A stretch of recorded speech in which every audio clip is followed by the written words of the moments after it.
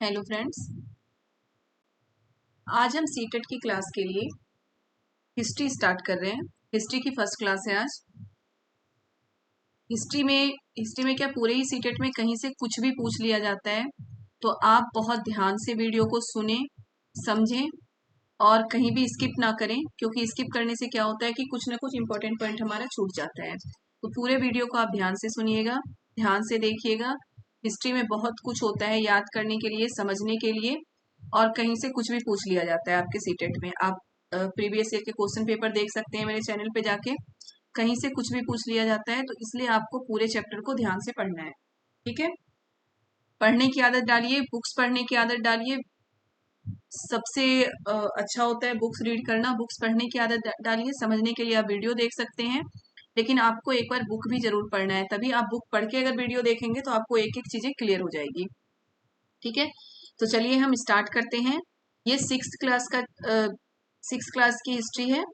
Chapter 1 है कब, क्या, कब, कहाँ और कैसे। ठीक है, कब, देखिए चैप्टर का नाम क्या है, कब, क्या, कब, कहाँ और कैसे। मतलब कि पहले अतीत में क्या होता था, कब होता था, कहाँ और कैसे होता था, इन चीजों के बारे में हम पढ़ेंगे।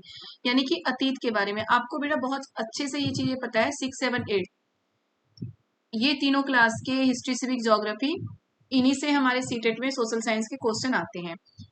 6 में जो हम हिस्ट्री पढ़ते हैं, ज्योग्राफी के आप इतना याद देख लीजिएगा मेरे चैनल पर जाके। ज्योग्राफी के सारे वीडियोस 6, 7, 8 के सारे चैप्टर में डाल चुकी हूँ चैनल पे। उसे आप अच्छे से देखिए, समझिए और याद करिए। समझने की कोशिश करिए, रटने की जरूरत नहीं है, क्योंकि रट के आप सीटेट क्लियर करना बहुत ही मुश्किल है। सीटेट के कोई भी कंपटीशन का एग्जाम रट के क्लियर करना बहुत मुश्किल होता है।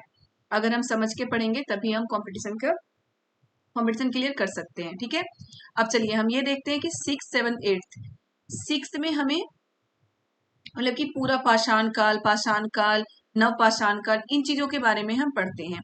ठीक है, प्राचीन कालीन इतिहास के बारे में पढ़ते हैं। जो 7th है, 7th में हम मध्यकालीन इतिहास के बारे में पढ़ेंगे, और 8th में हम आधुनिक हिस्ट्री पढ़ेंगे, आधुनिक इतिहास के बारे में पढ़ेंगे। ठीक है, तो अभी 6 क्लास की हम हिस्ट्री पढ़ रहे हैं, तो इसमें हम पूरा पाषाण काल से स्टार्ट करेंगे। पाषाण काल में भी पूरा पाषाण काल, मध्य पाषाण काल और नव पाषाण काल, 3 भागों में बांटा गया है पाषाण काल को भी। तो चलिए हम स्टार्ट करते हैं पूरा पाषाण काल, यानी कि चैप्टर 1, क्या, कब, कहाँ और कैसे। ठीक है, कैसे पता लगाएं, यानी कि हिस्ट्री के बारे में हम पता कैसे लगाते हैं। बहुत सारी चीजें, अभी कहीं पे कुछ होता है तो हम रेडियो पे सुनते हैं, न्यूज़पेपर में देखते हैं, टेलीविजन में देखते हैं, फोन में देखते हैं। बहुत सारी चीजें इंटरनेट पे हम सर्च करके कुछ भी चीजें पता लगा सकते हैं अभी जो हो रहा है।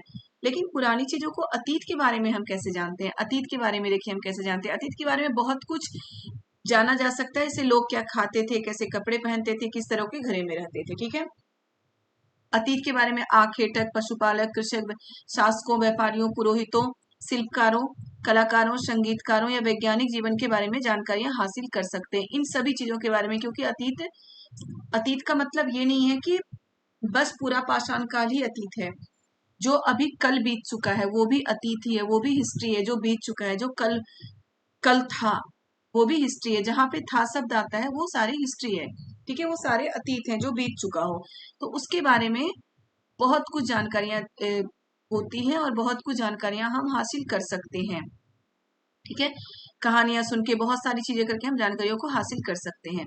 अब लोग कहाँ रहते थे, जो पूरा पाषाण काल में देखिए क्या है, मानचित्र में नर्मदा नदी का पता लगाइए। कई लाख वर्ष पूर्व, तो मानचित्र एक फर्स्ट का है, यहाँ है ना, नर्मदा नदी का पता लगाइए। पहले हम ये देखते हैं कि नर्मदा नदी कहाँ पे है। ओके, तो हम मानचित्र में पहले आप नर्मदा नदी ढूंढेंगे, हम ये देखेंगे कि नर्मदा नदी कहाँ पे है, तो वहां पे क्या हुआ था। ये देखिए बिल्कुल मध्य प्रदेश में, मध्य भारत में है, बिल्कुल मध्य प्रदेश में हमारा नर्मदा नदी है। मानचित्र में नर्मदा नदी का पता लगाइए। कई लाख वर्ष पहले से इस नदी के तट पर रह रहे हैं। मतलब कि नर्मदा नदी के तट पर लोग, आरंभिक जीवन, ये आता है कि आरंभिक जीवन कहाँ से स्टार्ट हुआ, तो कहाँ से हुआ था, नर्मदा नदी के तट पे हुआ था आरंभिक जीवन का इतिहास। यहाँ रहने वाले आरंभिक लोगों में से कुछ कुशल संग्राहक थे। संग्राहक का मतलब क्या होता है कि जो इकट्ठा करते हैं, संग्रह करते हैं। कुशल संग्राहक का मतलब ये, उस समय जो पूरा पाषाण काल में कुशल संग्राहक उसे बोला जाता था, जो फल, जड़ें, बहुत सारे पौधे ऐसे होते हैं जिनकी जड़ें खाई जाती है, वो जड़ें, फल फूल वो सब इकट्ठा करते थे, और जानवरों के मांस को वो खाते थे। आखेटक थे, संग्राहक थे और आखेटक थे। संग्राहक होते हैं और आखेटक। आखेटक यानी कि शिकार करने वाले, तो इन चीजों को ही वो खाते थे। उस समय कोई फसल नहीं उगाया जाता था, कृषि नहीं होती थी। तो ठीक है, तो प्राचीन काल में नर्मदा नदी के तट पे रहने वाले लोग क्या थे, कुशल संग्राहक थे और आखेटक थे। कृषि मतलब कृषि करते थे। क्वेश्चन ऐसे आ सकता है कि नर्मदा नदी के तट पे रहने वाले लोग आरंभिक मतलब कई लाख वर्ष पूर्व, मतलब आरंभिक जीवन की शुरुआत जो हुई थी, या आरंभिक लोग कहाँ बस के रहने लगे थे, बस के तो नहीं रहते थे, नर्मदा नदी के तट पे रहते थे। वो क्या क्या करते थे, संग्रह करते थे, संग्राहक थे और आखेटक थे। इसमें आपके चार दे सकते हैं। पहले में दे सकते हैं कि संग्राहक थे लेकिन आखेटक नहीं थे, आखेटक थे लेकिन संग्राहक नहीं थे, संग्राहक थे, संग्राहक और आखेटक दोनों थे, या फिर ये आ सकता है चौथे में कि सिर्फ संग्राहक थे। तो नहीं, संग्राहक और आखेटक दोनों थे, यानी कि वो फल फूल इकट्ठा भी करते थे और शिकार भी करते थे। ठीक है, तो नर्मदा नदी से आप ये क्वेश्चन बिल्कुल याद रखिएगा। नर्मदा नदी आप पॉइंट लिखिएगा अपने कॉपी में, जो भी मैं पढ़ा रही हूँ बेटा उसे पॉइंट लिख लिख के याद करिए। बहुत जरूरी होता है कुछ भी याद करने के लिए लिखना। ठीक है, लिखिए आप नर्मदा नदी। नर्मदा नदी की क्या विशेषता है कि नर्मदा नदी में बहुत कई लाख वर्ष पहले लोग बस के रहते थे, कई लाख वर्ष पहले लोग वहां पे रहते थे नर्मदा नदी के किनारे।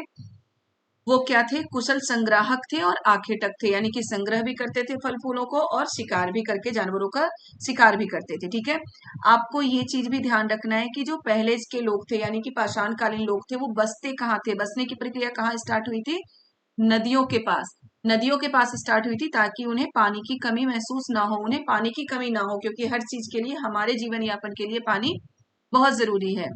ठीक है, अब देखिए है क्या है, अब तुम उत्तर पश्चिम की सुलेमान और किरथर पहाड़ियों का पता लगाओ। सुलेमान और किरथर पहाड़ियां उत्तर पश्चिम में है हमारा, सुलेमान और किरथर पहाड़ियां। इसकी क्या विशेषता, ये भी आप लिखेंगे कॉपी में, सुलेमान और किरथर पहाड़ियां डैश देके आप इसकी विशेषता क्या लिखेंगे।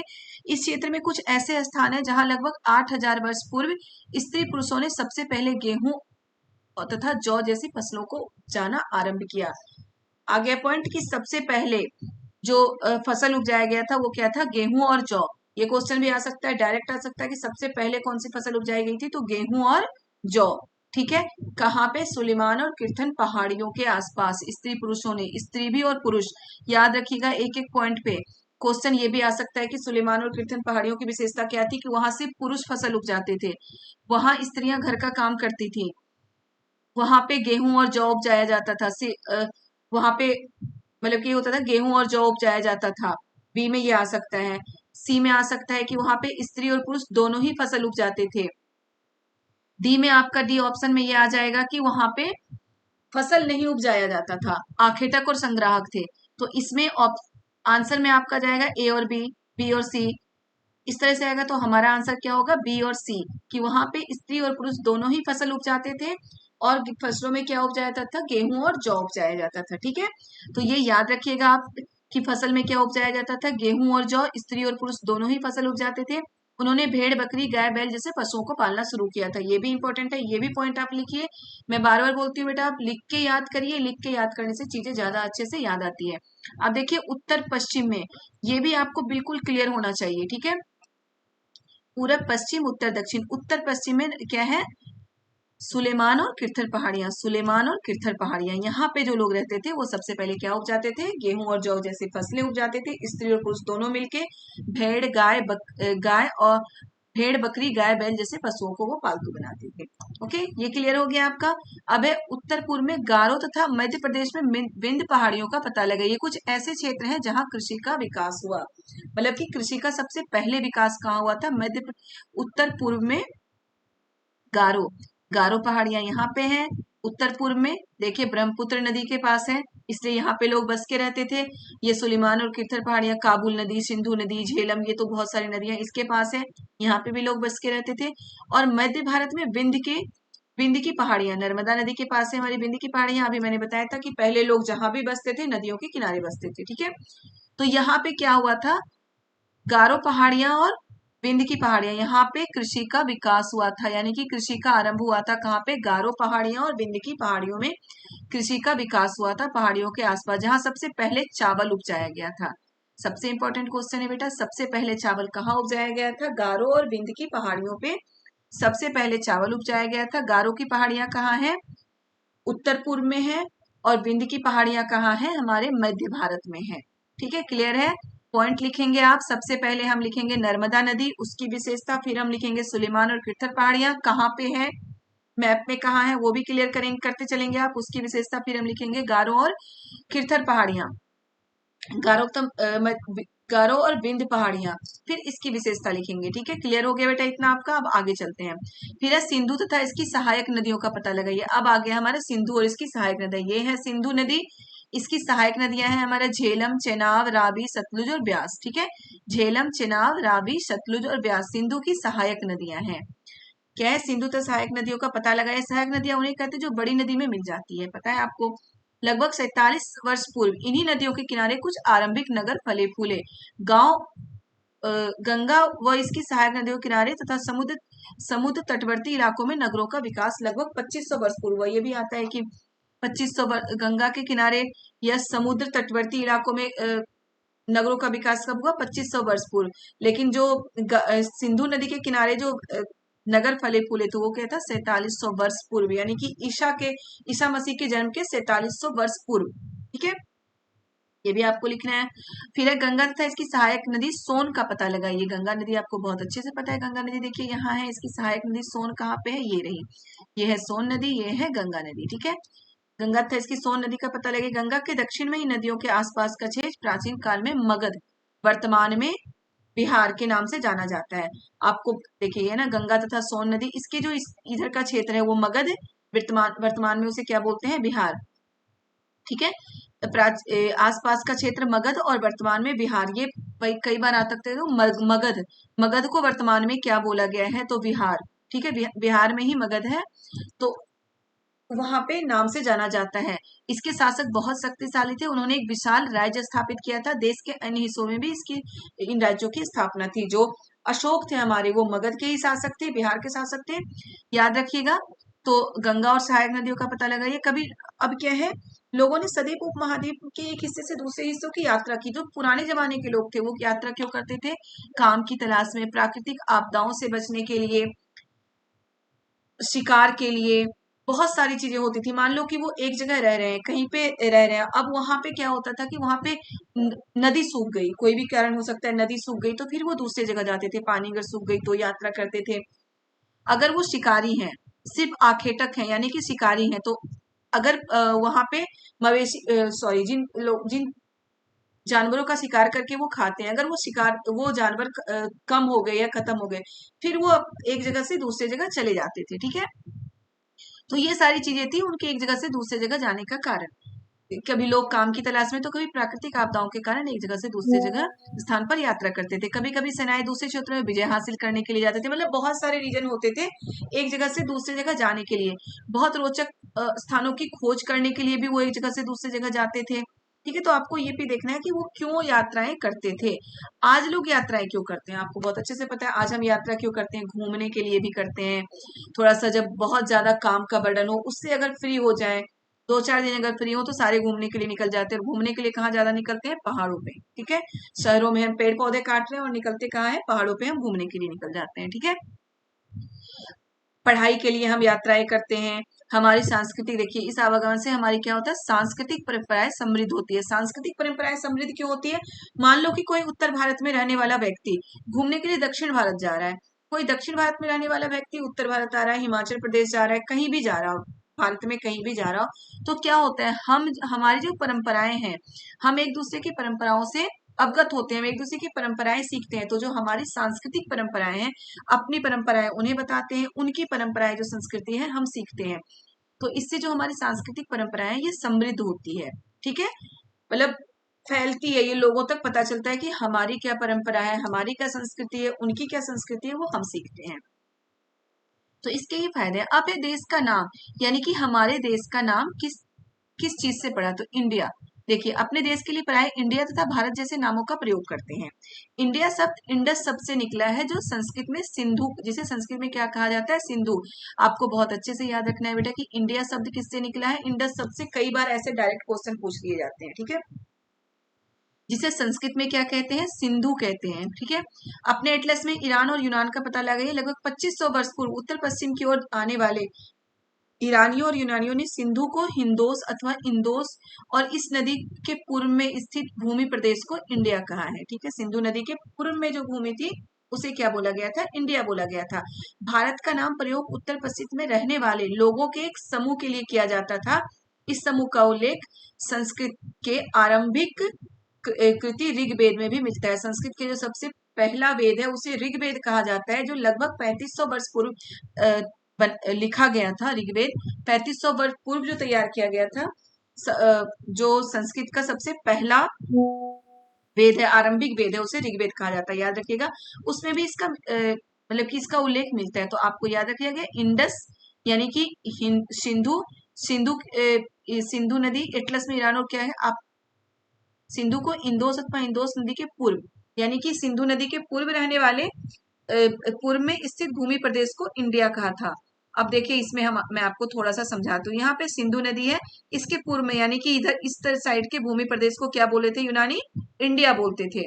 सिंधु नदी के पूर्व में वाले भूमि प्रदेश को। ठीक है, अब भारत नाम का प्रयोग उत्तर पश्चिम में रहने वाले लोगों के एक समूह के लिए किया जाता था। उत्तर उत्तर पश्चिम मतलब ये जो भारत का ये वाला हिस्सा है, इधर रहने वाले लोगों के समूह के लिए क्या किया जाता था? भारत नाम का प्रयोग किया गया था। इस समूह का उल्लेख संस्कृत की आरंभिक कृति ऋग्वेद में भी है। तो आपको याद रखना है ये भी कि जो इंडिया इंडिया जो कहा गया था, किस लोगों को किस भूमि के लिए या फिर किन लोगों को के लिए इंडिया शब्द का प्रयोग किया गया था, और भारत नाम का प्रयोग कहाँ कहाँ के लिए किया गया था, ये आपको याद रखना है। ठीक है, अब देखिए ताड़पत्रों से बनी पांडुलिपि। पांडुलिपि के बारे में भी आपको जानना बहुत जरूरी है। पांडुलिपियां बहुत ही महत्वपूर्ण है हिस्ट्री में। जो 6 चैप्टर है, सॉरी 6 क्लास का जो जो हिस्ट्री है 6 क्लास की, उसमें हम पांडुलिपियों के बारे में बहुत पढ़ेंगे। पांडुलिपि क्या होता था? ये ताड़पत्र ताड़पत्र होता था। देखिए पांडुलिपि हमेशा ताड़पत्र अथवा हिमालय के क्षेत्र में भुज्र नामक पेड़ की छाल से विशेष तरीके से तैयार भोजपत्र पर लिखी जाती थी। याद रखिएगा, ये क्वेश्चन सीटेट में डायरेक्ट आया है कि पांडुलिपि किस चीज पर लिखी जाती थी। तो ताड़पत्रों अथवा हिमालय में पाए जाने वाले भुज्र नामक पेड़ की छाल पे पांडुलिपि लिखी जाती थी। इसमें क्या होता था कि हाथ से लिखा जाता था किसी भी ताड़पत्र पे या भुज्र नामक पेड़ की छाल पे। तो उसको अच्छे से तैयार किया जाता था, तरीके से तैयार भोजपत्र पे लिखा जाता था, हाथ से लिखा जाता था। इसमें बहुत सारे जो हमारे क्या थे मतलब उसके देखिए क्या है, पांडुलिपि में कीड़ों इन इतने वर्षों में पांडुलिपि में क्या होता था कि हमारे संस्कृति के बारे में बहुत सारी चीजें लिखी गई थी, हमारे धर्म ग्रंथ थे, बहुत सारी चीजें पांडुलिपियों में लिखी जाती थी। लेकिन इसे रखना बहुत मुश्किल हो रहा था, क्योंकि क्या होता था कि पत्ते ही तो हैं, पत्ते हैं, छाल है, तो इसे कीड़े खा जाते थे, या फिर ये सूख के टूटने लगता था, बार बार हाथ लगाने से टूट रहा है। अगर आप एक पत्ता कोई तोड़ के अपने घर में रखेंगे, कितने दिन तक रख सकते हो उसे? 2 दिन 4 दिन, फिर वो सूख जाता है। सूख के वो अगर आप उसको 2-3 बार हाथ लगा दो तो वो टूटने लगता है सूख के।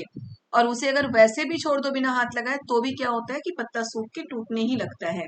ठीक है, तो वही है कि ये बहुत ज्यादा पांडुलिपि चल नहीं पाता था, तो उसे फिर से दूसरा कोई उसकी कॉपी करता था। अब ये कॉपी करने का दुष्परिणाम क्या हुआ है कि मान लो कि आप किसी अपने फ्रेंड के नोट्स ले आओ, उससे आप कॉपी करते हो, वो फ्रेंड आपके पास नहीं है, वो आपको नोट्स देके कहीं और चला गया। ठीक है, उसकी कुछ राइटिंग आपके समझ में नहीं आ रही है, तो आप क्या करेंगे? उससे मान लो आपका कॉन्टेक्ट भी नहीं है, उसका फोन भी नहीं लग रहा, क्या करेंगे वहां पे? आपको जो लगेगा कि हाँ यहाँ पे ये होना चाहिए, आप वो लिख देते हैं, यही करते हैं ना। तो पांडुलिपियों में भी यही प्रॉब्लम होती थी कि वहां पे जो पांडुलिपि ओरिजिनल लिखने वाले थे वो तो बेचारे चले गए ऊपर। अब क्या होता था, जो उसकी नकल करने वाले होते थे, उन्हें अगर कुछ समझ में ना आए तो वो अपने अनुसार उसे चेंज कर देते थे। इस तरह क्या हुआ, कई हजार वर्षों के बाद वो पांडुलिपि पूरी की पूरी तरह से चेंज हो जाती थी। ठीक है, वो बदल जाती थी।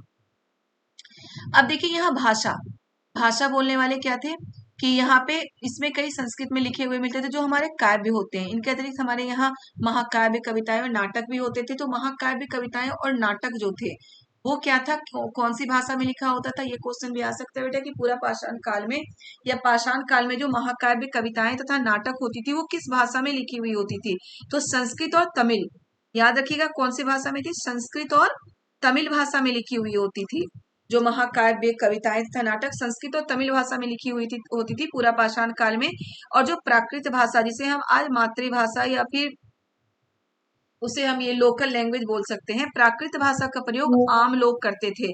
तो ये क्वेश्चन भी एक बार आया हुआ है कि ये था कि प्राकृतिक भाषा का प्रयोग कौन करते थे, ऑप्शन में आ सकता है आम लोग, राजा, पंडित, इस तरह की बातें आती थी। तो प्राकृत भाषा का प्रयोग कौन से लोग करते थे, आम लोग करते थे प्राकृत भाषा का प्रयोग। ठीक है, अब देखिए अभिलेख। अभिलेख क्या होता है, अभिलेख में ना पत्थर पे खुदाई करके लिखा जाता। तो अभिलेख जल्दी खराब होने वाली चीज नहीं थी, वो तो पता नहीं लाखों साल तक वो सही सलामत रह सकता है। उसमें क्या होता है, पत्थर पे खुदाई करके लिखी जाती है। अब अभिलेख में किसके बारे में लिखा जाता था, पत्थर पे खुदाई करके कोई आम जनता तो लिखेगा नहीं, वो राजा महाराजा जो शासक होते थे वो लिखते थे, राजा रानियां अपने बारे में। याद रखिएगा, अभिलेखों में ये क्वेश्चन भी आ सकता है कि अभिलेखों में किसके बारे में लिखा हुआ होता था, आम जनता के बारे में, सिर्फ राजाओं के बारे में, राजा और रानी के बारे में, या फिर स्त्री पुरुषों के बारे में, या फिर सिर्फ पुरुषों के बारे में, इस तरह से। तो याद रखिएगा उसमें राजा रानी तथा स्त्री पुरुष ने भी अपने कार्यों का विवरण अभिलेखों में किया, यानी कि सभी के बारे में अभिलेखों में लिखा हुआ होता था, लेकिन लिखवाने वाले हमारे शासक ही होते थे अभिलेखों को। ठीक है, आगे देखिए, पुरातत्वविद पत्थर और ईंट की बड़ी इमारत बनी इमारत। अब है पुरातत्वविद। पुरातत्वविद क्या होते हैं, पुरातत्वविद वो होते हैं, अभी तक तो हम इतिहासकार के बारे में या फिर जो स्रोत होता है, स्रोत का मतलब वो होता है कि जो मतलब कि हमारे सोर्स होते हैं, उसे हम स्रोत बोलते हैं हिंदी में, कि जिससे कि हम अतीत के बारे में पता लगाते हैं। अब है पुरातत्वविद। पुरातत्वविद क्या होता है, पुरातत्वविद वो होते हैं जो पुरानी चीजों से इतिहास के बारे में पता लगाते हैं, जैसे औजार, हथियार, बर्तन, आभूषण, उससे पता लगाते हैं कि कितने साल पुराना है, कब का है, तो उससे उसे हम पुरातत्वविद कहते हैं। ठीक है, ये देखिए स्रोत शब्द भी आ गया। स्रोत शब्द का प्रयोग करते हैं, इतिहासकार क्या करते थे, पांडुलिपियों, अभिलेखों तथा पुरातत्व से ज्ञात जानकारियों के लिए इतिहासकार प्राय स्रोत शब्द का प्रयोग करते हैं। इतिहासकार क्या किसे बोलते हैं, कि जो इन चीजों से इतिहास के बारे में पता लगाते हैं। अब है अतीत एक है या अनेक।